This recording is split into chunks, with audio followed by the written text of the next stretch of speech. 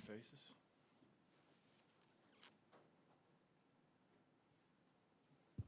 Already no questions. Huh? Hey, Coach. Brian Howell from the Bull Daily Camera. Yep. Hey, Brian. What was the process like for you going from the analyst to getting this full time, and what's your excitement level getting back into the coordinator role?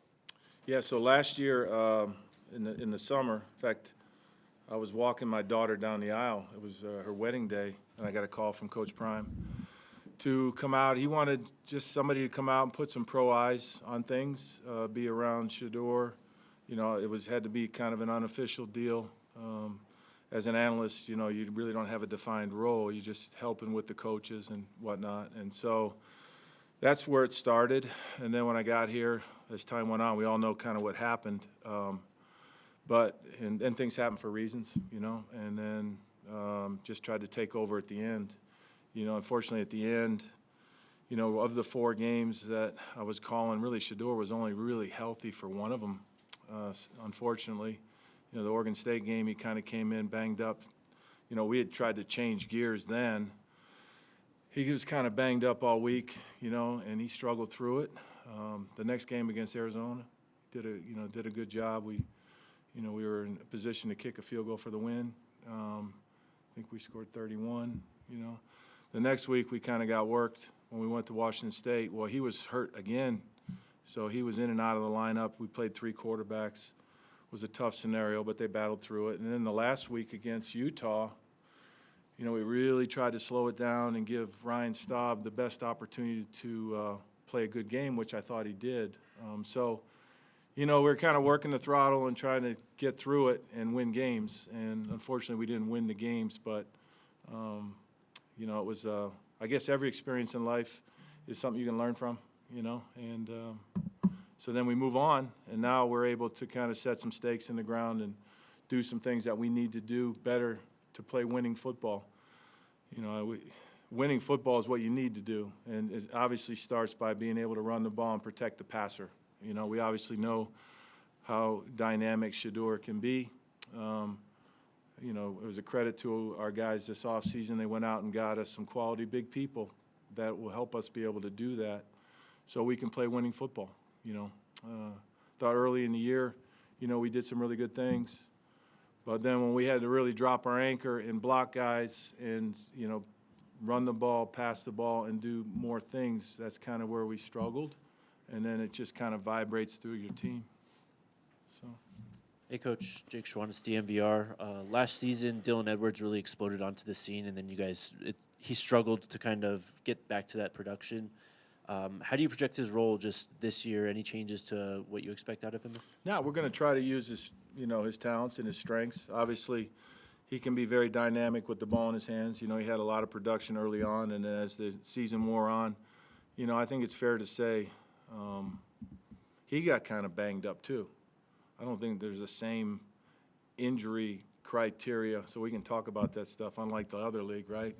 But he was pretty banged up, and he fought through it. And so we're going to try to use his strengths this year and do it from day one. So practice plays here in training that maybe you won't see that we're going to plan to use, you know, whether it's style of running them to the perimeter, catching passes, try to utilize his strengths and practice them early and just not try to crank up plays like midweek for him. So that's sort of what we do.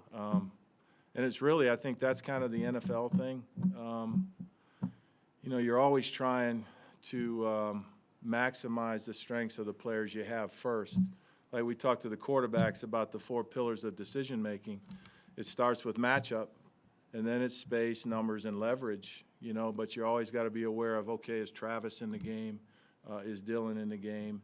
And utilize all your players that way, which is a little bit different than just kind of running plays, you know. And so we're going to try to do that well.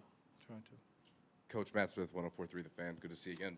To follow up on Brian's question, throughout the transition of last year, I imagine spending 25 years in the NFL and then coming back to college, that's quite the transition. Did you feel maybe re-energized by the fact that you were around maybe some younger guys and had a chance to look at the game a different way? 100%. I think that I was hoping to be able to get to that, and you kind of answered it for me. Yeah, I do. I do feel re-energized by the younger player, and they're all ears. And I can't tell you how many meals I've had where, they're, tell me about Michael Vick, tell me about Sam Bradford, what was Case Keenum like, tell me about a young Drew Lock. It really, they want perspective. And I think the end game for some of these guys is going to be pro football, so they're always looking for the perspective. How did Donovan McNabb do this? Or, what would have happened here? Tell me about T.O., all the guys that you've been around. And, that's kind of a neat piece. If I were ever a boss at this level, I think it's really important, whatever their role is, you should really bring in guys with pro experience to help give these young men that perspective. And so that's been fun. But it's a different game than the pro game. The pro game, like we're in 10 personnel a lot. Well, most pro rosters, you can't get into 10 because your roster doesn't, you need the tight ends, and so you're in 11, 12, and 13. So it's a different game. For the first week or so, I thought when you got 1 foot down, it was out still. So there's things you got to learn. You're on the hash mark, which is it's a big field here. Where in pro ball, you're always in the middle. So there's a lot of field boundary configuration. So all that part's fun. And it's a much more wide open game. So that's why, in my opinion, there's more numbers in college. You see games where there's 600 yards of offense, and some of the stuff that you'll never see, in the NFL because and a lot of it's driven by the roster. In the NFL, you had to have 3 or 4 tight ends, a couple of backs, only a handful of receivers instead of a whole room full of them. And so it's a different game. The other thing, sorry, real quick, I was going to ask you is about scheme transition and how you feel like now that you have a chance to put your system in place, what the difference in the offense might look like compared to last year. Well, like I said, I think we need to protect the passer and run the ball much better than we did last year. And so you got to practice those things, But we still have to utilize the strengths of a dynamic quarterback and throw the ball. So it's going to be fun, Every place I've been, I've tried to spread the ball around, and make sure everybody was getting their touches, whether it be tight ends. Like last year, we really didn't even have tight ends. Michael Harrison did a great job. I think he was in the program as a tight end, but he really had the skill set of a wideout. So that makes it different too. Even when you're in 11, you're probably playing it like 10. So that's why we've added bodies and pieces and young men that have the skill set to be able to do more of those things. Hey, Coach, Pat Graham, Associated Press. Sorry about that. Yeah, no problem. Shurmur's already being projected as a high draft pick next year. What does he have to, for as great a season as he had last year, what does he have to do to take the next step? How do you get him to take that next step, and what does he have to do? Well, I think he's just, like any young player, just continue to improve. The things that he's really, really good at, though, he's got an uncanny ability to throw the ball accurately. He sees things extremely well. He's got a really good feel for situations. He's played a lot of football. He's a young man, but he's played a lot of football. He's probably been a starter everywhere he's played, starting with his dad in the lower levels. But he has a really good feel for it. That three-dimensional, natural feel for what's open, what's not, where to put the ball. We all know when you see it that it's not good. So with him, when you see it, it's really good. And so that's why he's fun to work with. He has a really good feel for all those things that you need to be able to do as a quarterback. And so we just got to improve on all those things. Coach Troy Rigg from the Denver Post. What is it like working for Coach Prime, and how is that, how is that process? Do you have autonomy, or is it a collaborative thing regarding the offense? And did you have a prior relationship with him other than, maybe you obviously maybe coached against him or knew him in the NFL? Yeah, so obviously I was a young coach when he was still in the league. We're about the same age, so in some ways we're kind of rejuvenating young by the environment we're in, but we've got experience. I think that's good. I did have a relationship with him, obviously playing against him as a player, and then Mike Zimmer and I, when I worked for Zim, those years in Minnesota, they had a relationship, so that helped kind of connect the dots there. And it's been good. I think we're able to communicate really, really well. He is a head coach. He does an amazing job of communicating his mission and his vision to the players. and he's really fun to work for because of that. In a lot of ways, he's old school, so all the things that we learned, you know, no tank tops in the meal room and always got something on your feet. Some of the old school things that we, you know, no hats in the meeting, all the stuff, some of the old school stuff that we kind of taught, and he was obviously taught, it comes through on the players, and I think it's really good. So for me, I'm kind of, I feel young again because of that, and he really is fun to work for. And I'm here for him. I'm here for his son. I'm here to help in any way possible to help this program have success because I do believe in his mission. Pat, David, I'm with The Athletic right here. Obviously, what Sean did offensively is pretty unique in college football. How much of that do you think you guys will still use this year? And then schematically, you know, how would you describe what you guys want to do to attack defense? Yeah, no, Sean's had great success places he's been. You know, I think some of the things that we did well, you know, we'll try to, you know, incorporate and keep going with.